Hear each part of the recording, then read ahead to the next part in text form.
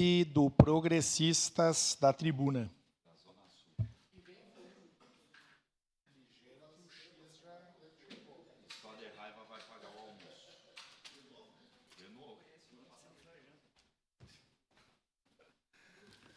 Bom dia, senhor presidente. Bom dia, nobres pares que ainda permanecem aqui no plenário, a toda a comunidade caxiense que nos assiste. Peço boa parte, vereador. Em momento oportuno, já lhe passo. Toda a sociedade caxiense que nos assiste e acompanha, e, obviamente, o que nos traz à tribuna e esta casa nesta manhã são fatos tristes, né? E já reforço aqui a minha solidariedade com o soldado Nazário, que tombou em combate na tarde de ontem, né? Final da tarde de ontem, também da mesma forma com a professora Thaís Oliveira, lá da Escola João Desorze, por todo o fato acontecido, né, do esfaqueamento que sofreu enquanto ministrava aula, e isso nos sensibiliza, presidente, uma vez que o assunto levanta diversos debates, né? Nós temos muitas coisas que poderiam ser ponderadas aqui, 10 minutos é tempo insuficiente, mas eu quero apenas pontuar algumas coisas aqui que a gente ouviu durante esta manhã pelo Sindicerv, pelos professores, pela dona Silvana, pelos vereadores que já se manifestaram aqui antes de mim, e reforçar, são várias frentes de atuação. Nós falamos de deficiência, no que diz respeito à vulnerabilidade social de crianças e adolescentes. Nós falamos de uma terceirização da educação, que ela começa em casa, e isso é entregue muitas vezes para a escola, e eu sou totalmente contrário a isso. Eu penso que a educação começa em casa, né? O direito à escola, à educação, é o direito de todos, responsabilidade de todos, e isso deve ser uma responsabilidade compartilhada.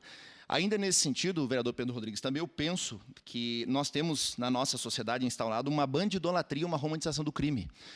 Inclusive, tem um livro escrito pelo doutor Fernando de Souza Ferreira, que já foi assessor desta casa, assessor do meu colega, inclusive de bancada, vereador Bortola, e o doutor Fernando tem um livro chamado A Ordem Subversiva, onde ele fala sobre as desventuras jurídicas e o descrédito que existe hoje na política criminal do nosso país, onde a impunidade está reinando, onde, como já foi dito aqui nesta manhã muito bem, não se tem mais uma penalização à altura, se sabe que é preso em flagrante, dali algumas horas é solto, sai antes da vítima, e toda essa romantização que acontece na sociedade tem nos levado a essa situação. Nós precisamos falar também sobre o fato de que a verdadeira vítima não é o infrator. A verdadeira vítima é a sociedade que está à mercê de um infrator, que na verdade é criminoso, né? A tipificação do ECA é infrator, mas o ato é o crime. É um ato infracionário no aspecto meramente legal, vereador Iago, mas na prática é um crime. Quem sofre uma faca, não importa se está sofrendo uma criança de 12, 13, 14, 15 anos ou se é um homem de 30 anos. A lesão, o corte é o mesmo. E mais uma coisa, aí eu vou entrar no aspecto político aqui, eu não vou deixar passar isso. Hoje nós temos sentado na presidência da República alguém que disse que não se pode mais admitir alguém ser preso, ser rechaçado porque roubou um celular para tomar uma cervejinha. Isso é um desdobramento. O que acontece lá na União vai refletir no Estado, vai refletir aqui na cidade. Então não adianta dizer que nós não temos competência para legislar, mas a gente tem que fazer a provocação a partir daqui. Ou a gente é segundo o parlamento do Estado, ou a gente não é, fecha as portas da casa, vão embora, vão almoçar, porque já passou do meio-dia, inclusive, né? Já é mais de meia hora, e está tudo certo. Nós estamos em uma sociedade que romantiza o crime, existe vantagem em cometer crime hoje na sociedade. E justamente, eu acho que o delegado vem aqui, deu a sua palavra, secretário de Educação, prefeito, a gente precisa provocar o debate, e sim, essa casa não pode se furtar com relação a este tema. Então, eu deixo aqui apenas isso registrado, e nos próximos dias nós teremos também uma provocação, já com demais parlamentares aqui que vão estar junto aí, em uma moção que nós teremos em breve aqui também nesta casa. Pulando de assunto, senhor presidente, quero trazer uma boa notícia também com relação ao FIESPORT, né? Graças à nossa reunião de ontem, nós convocamos uma reunião, né, convidamos o senhor Murai, representando os proponentes do FIESPORT, também a senhora Ana Cláudia Schen, que é a presidente do Conselho Municipal de Desporto. Estavam presentes na reunião também a vereadora Daiane Mello, o vereador Wagner Petrini, vice-líder do governo. Estavam também representados pelos assessores vereadora Marisol e também a vereadora Rose Frigieri também estava representada pelo seu assessor. Pois bem, depois dessa reunião, o vice-líder de governo e o líder de governo, o vereador Daniel Santos, levaram a solicitação da comissão e também dos proponentes que ali estavam ao conhecimento do prefeito, que voltou atrás em um aspecto e ainda vai ser avaliado. Amanhã nós teremos, possivelmente, né, vereador Petrini, uma reunião novamente com o prefeito para decidir, então, e repassar a informação com relação à questão do FIESPORT, né? É um avanço significativo, nossa demanda, vereadora Dani, foi ouvida, nossa reivindicação foi ouvida, e a gente agradece a sensibilidade do Executivo em também tomar essa decisão, tomar essa atitude com relação a isso. E, por fim, e acho que talvez seja tão importante quanto já a primeira pauta, eu quero pedir uma salva de palmas aos colegas vereadores, porque agora, 11h43 da manhã, matéria de GZH. Eduardo Leite desiste de comprar o avião a jato para o estado do Rio Grande do Sul. Acho que vale uma salva de palmas, né? Desistiu de comprar o avião a jato. Por que ele desistiu? O vereador disse agora há pouco, ele gravou um vídeo ali com o seu telefone e ele disse assim, fez aquela carinha assim, né? O debate sobre o bom uso do dinheiro público é legítimo, mas precisa ser feito com responsabilidade, com base na verdade. No entanto, uma vez que esse tema foi contaminado pelos argumentos viciados e equivocados que foram trazidos na política e na imprensa, estou demandando que encerre o processo de compra da aeronave. Disse o governador que essa aeronave não iria beneficiar ele, porque ela ia levar 2 anos para chegar. E ele só tem mais 1 ano e 8 meses de governo. Em contrapartida, alguém já disse que, embora o avião fosse usado, chegaria em 6 meses. Então, em 2026, já estava dando para ir para São Paulo e Brasília de avião. E aí foi dito que a justificativa, vereador Iago, para que o avião viesse era para salvar vidas. Só que como que ia salvar vidas? Com o FUNRIGS, o Fundo do Plano Rio Grande do Sul para a reconstrução do Rio Grande. Então foi feito um imbróglio jurídico ali para usar o FUNRIGS, para colocar na compra de um jato, e a justificativa era o quê? Socorrer pessoas. Só que aí, senhor governador Eduardo Leite, eu quero lhe dar uma boa notícia.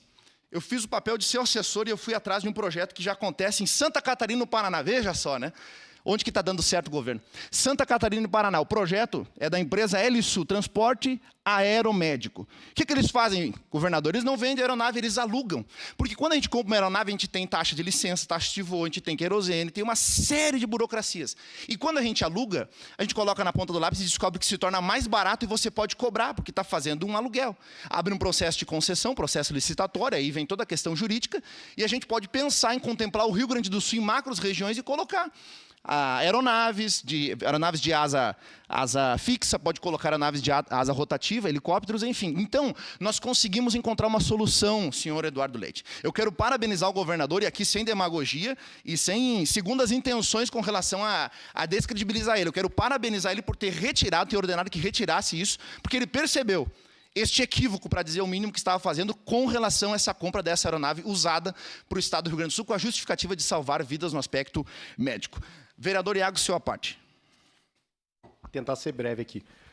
Vamos lá, só citando os números ali de El Salvador, que a vereadora Andressa pediu um lugar, eu vou citar um lugar. Eu queria que aqui a gente não tivesse pacto federativo no Brasil, para a gente ter cada estado com sua lei, e aí as coisas iriam funcionar. Santa Catarina seria um exemplo, teria a menor taxa de homicídios, menor criminalidade, a gente saberia disso, e aí, na prática, as pessoas iriam ver qual estado é melhor. Como está acontecendo nos Estados Unidos, onde as pessoas estão saindo da Califórnia e se mandando para o Texas, onde os republicanos governam. Então, vamos lá. Bukele se reelegeu com 83,14%, 70 mil pessoas presas no primeiro ano, 2% da população carcerária está presa porque ele entende que não tem outra forma a não ser enjaular quem é de facção.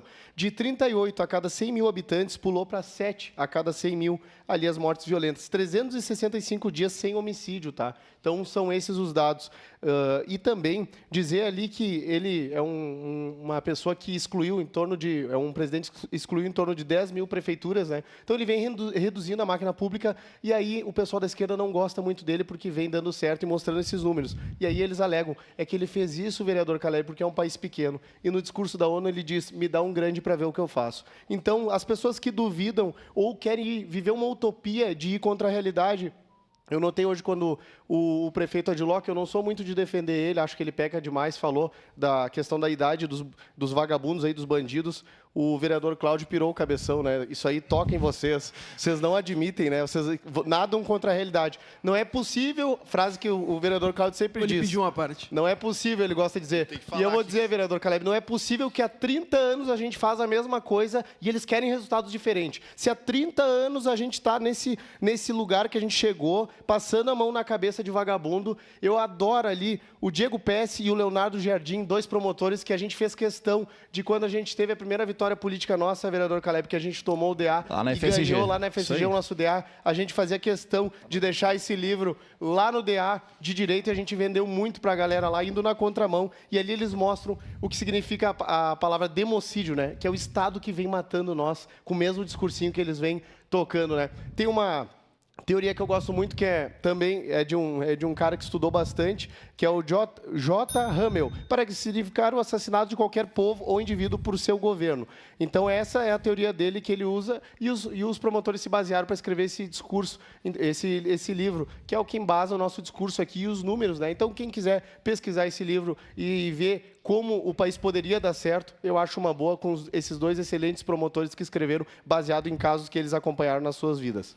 Ainda nessa linha, vereador Iago, aproveitando e reforçar o que já foi dito por Vossa Excelência, vereador Bortola e a Comissão de Segurança, precisamos chamar os 70 guardas municipais que estão aprovados em concurso. É uma questão de urgência. Senhor prefeito, senhor secretário de Segurança, precisa se mexer, tem que chamar. Não adianta colocar nas costas da Brigada Militar. Estou concluindo, presidente.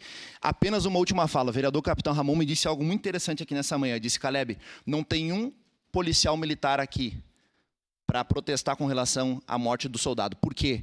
Porque a gente, infelizmente, se acostumou com o fato de policial militar falecer em combate, vereador Tenente Cristiano Becker. A gente acha que um juramento justifica a morte de alguém trabalhando. Alguém que sai de casa, deixa a esposa grávida e uma criança de 2 anos. Era isso, senhor presidente. Muito obrigado. Obrigado, vereador Caleb.